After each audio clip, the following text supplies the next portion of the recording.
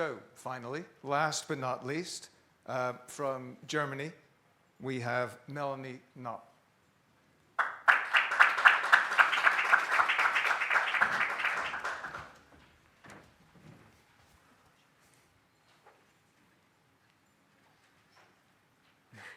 And I'll give you a 1-minute warning when you've got a minute left, okay? Perfect.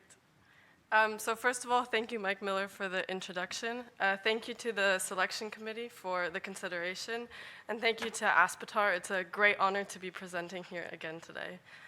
So my talk today will be about a project entitled the Kenyathlon and the multidisciplinary approach we are taking to try to better understand and enhance the elite running performance.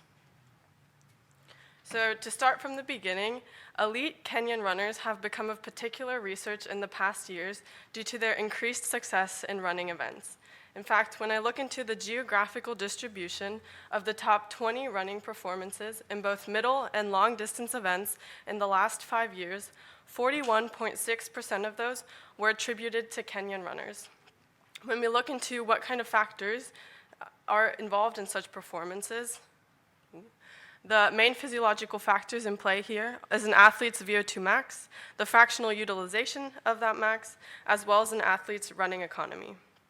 Of these three factors, previous research looking into specifically Kenyan runners has found that running economy is particularly unique in this population.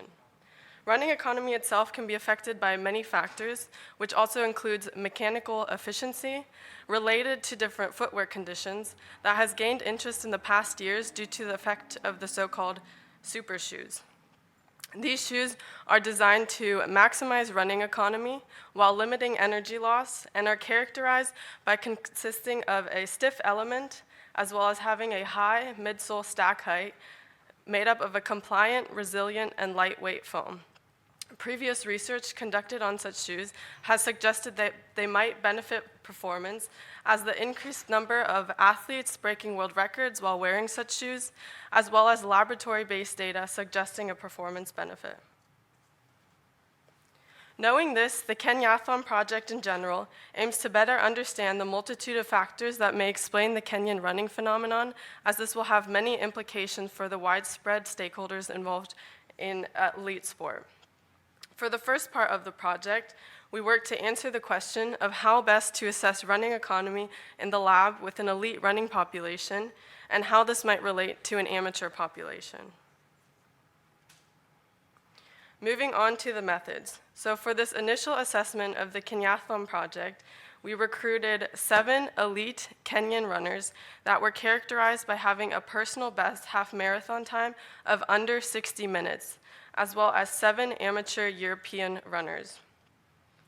On the first day of testing, in order to characterize the athletes, we collected baseline information, which included a body scan, and in order to assess the cardiovascular fitness and also ensure that the subsequent protocols are both sufficient and comparable among all the athletes, we completed a VO2 max assessment.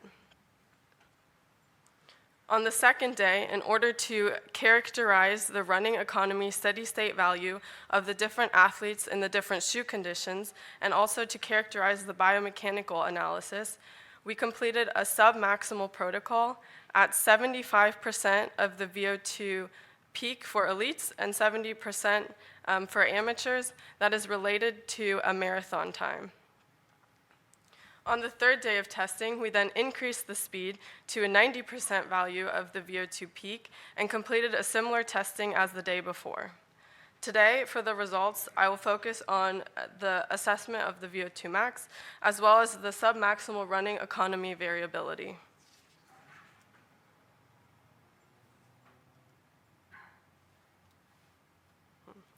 To explain the testing population even further, from these assessments, we found the elite Kenyan population to be shorter than the amateur European runners. They also weighed less on average, were younger in age, and had a higher measured VO2 peak value that came out to be 75.9 milliliters of oxygen per kilogram per minute. All of these values are in line with what we see in the literature. In terms of running economy, shown here are the results of the comparison of the different shoe conditions, with On the far left, we see the traditional racing flat, as well as 3 different super shoe conditions. The y-axis here is showing the percentage change in steady-state running economy related to oxygen consumption relative to a traditional racing flat. Here, a negative percentage change is indicating less oxygen consumption at a given speed and therefore a better running economy. The bar charts here are representing the minimum and maximum range values of all of the tested subjects. For more details, starting with the elite population, here we see large inter-subject variability of the effect of the super shoe conditions when compared to a traditional racing flat. The value here are ranging from an 11.2% benefit to an 11% drawback. A similar pattern is also seen in the amateur athletes, with values here ranging from a 9.7% benefit to 1.1% drawback. As we can see here, there's large inter-subject variability of the effect of these shoes on the different tested subjects. For further explanation, so starting with the peak aerobic capacity of these athletes, the measured results of the elite population, which came out to be 75.9 milliliters of oxygen per kilogram per minute, are in line with the literature results of a similar cohort also testing elite East African runners that ranged from 71 to 76.6. Next, the inter-individual responses are apparent within both the elite and the amateur cohort, with overall values ranging from an 11.2% benefit to an 11% drawback. Similar variability was also found in the literature, ranging from a 13.3% benefit to a 13.8% drawback, as measured both in the lab and with real race performance. Such results have significant implications for many of the stakeholders involved in elite sport.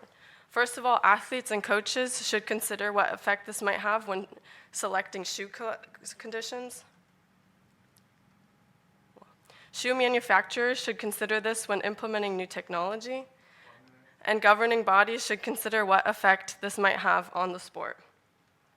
Finally, when testing with an elite running population, using laboratory-based data introduces certain limitations in terms of variability that was also confirmed in other literature and should be investigated further with field or real race testing. Now, before I move on to questions, I'd like to acknowledge Adidas for their support of this project, the athletes and their teams for taking the time to participate, as well as the research team for their ongoing dedication. And finally, I'd like to thank you for your attention. I'm now happy to take any questions.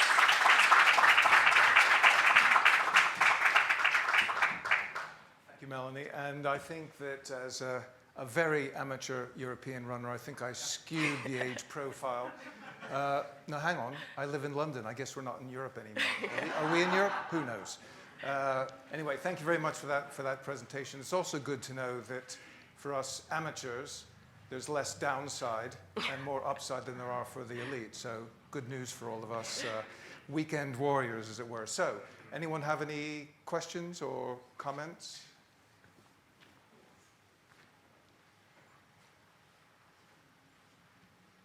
Yes, very well done, very exceptional, very impressive, your lecture. I would like to sum to your remark about the individualization. Do you think that the inclusion of only male subject into your sample is a limitation of the study, or other possible inclusion population, or an issue of generalization into females, elite athletes, or into child? Thank you for your question. Yeah, so this is something that we also considered. So as I mentioned, this is just the initial assessment to see how we could maybe test running economy in such of a population. But definitely something that we also need to consider the female athlete, and this is something for the world records. We've also seen differences in males wearing these shoes as opposed to females wearing the shoes.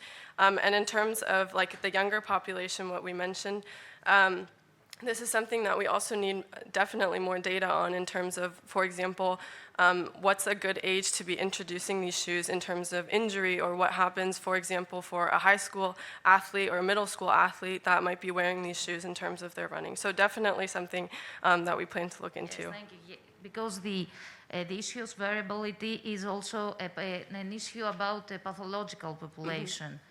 A variability depends on all over the population. This Yeah. is why. Yeah. Excellent. Thank you for the question and the answer.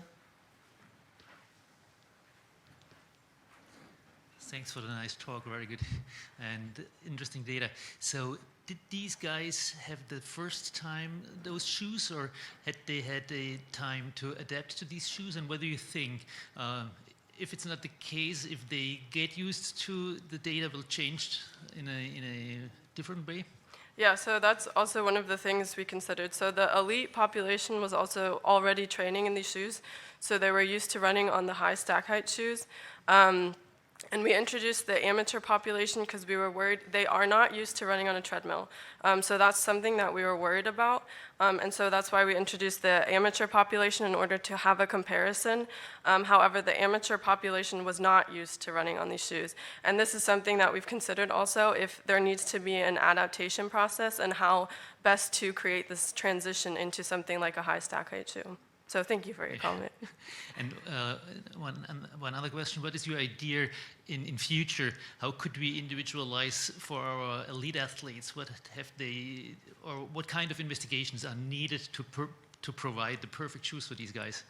Yeah, I think at first we need to figure out how the shoes react to these athletes. So the hard part about the elite athletes, it's hard to get them in the lab. And so we had to, now you saw the 3 days that we had to collect as much data as we could.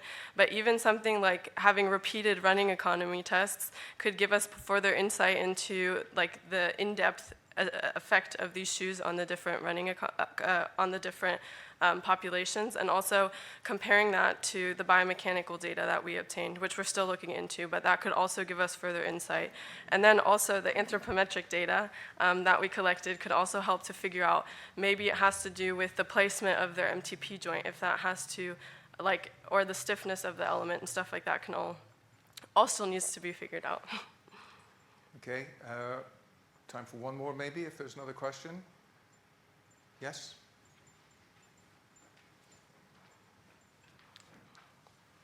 Hi again, Blair Hamilton from the University of Brighton. Again, great talk. It's seen an elite athlete, obviously we've seen with the amateur athletes that, generally it's a downward trend, performance is improving. I just wanted to know, 11% for an elite athlete is quite a big drawback in terms of performance.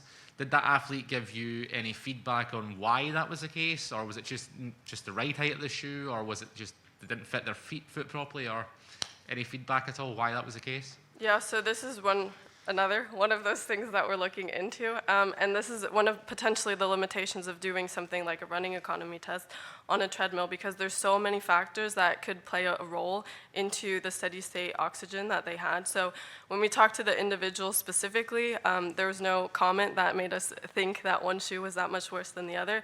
So that's still something we're trying to figure out. And my second question is, in your treadmill protocols for your VO2 max, did you do it at a 0% incline, or did you do it at a 1% incline to mimic? We did a 1% incline. Okay, perfect, thank you. Okay.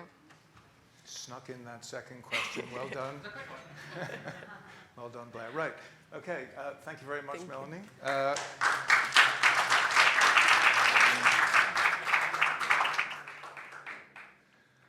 So I think you'll all agree, lots of talent there and promising futures, both for all of them and for sports medicine going forward. Really, they're all winners, as it's an honor to be selected for the final. So once again, could you give them all your recognition by applause for their contributions?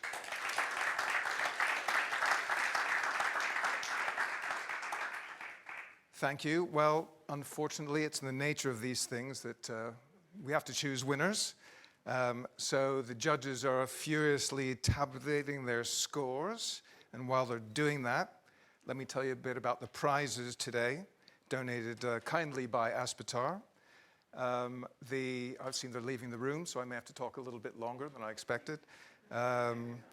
Maybe Yanis can dance for us as he revealed this super skill that he had last night, which is a terrible mistake by him. But anyway, where are we?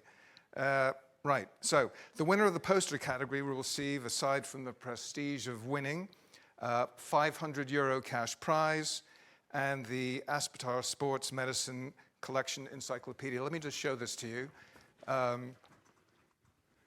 It's